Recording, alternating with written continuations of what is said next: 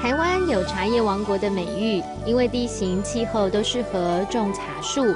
新竹峨眉这一带也是很大的茶叶产区，而且最著名的当然就是我们的烹逢茶喽。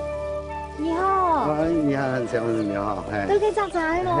嘿。哇，摘一型用家不？对，要摘了一型用家嘿哦。主要因你哋系茶吼，去做烹逢茶的茶树啊，对啊。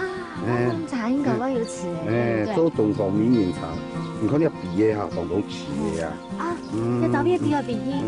难怪人家说小绿叶茶。对，嘿。哇，按种诶无毒的环境，怎么有按种诶小绿叶茶呢？他把一边研究啲杂起来茶哈，做高级的烹逢茶，做出来有诶蜜香，有诶果香啊，烹逢茶居然厉害干面呢，叫我了，这里，这一型用样这个干嘛用？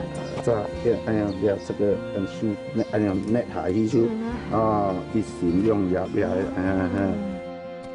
你们知道吗？茶叶上有虫害的东方美人茶才是极品，很特别吧？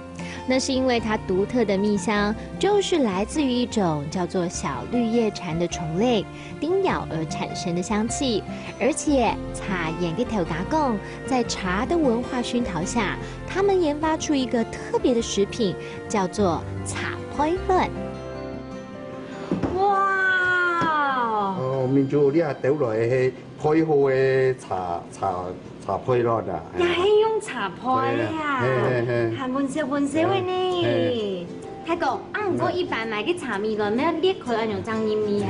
佢家用煮啊，你啊用配的卵啊，做唔得爛嘅，哦，一攰粒好好嘅呢，配出來茶胚卵樣好食啦。所以哦，我說卵好完整嘅茶胚卵真好食。對，一配嘅時間都配很久啊，配差唔多30點鐘按叫嘅。30點鐘。對。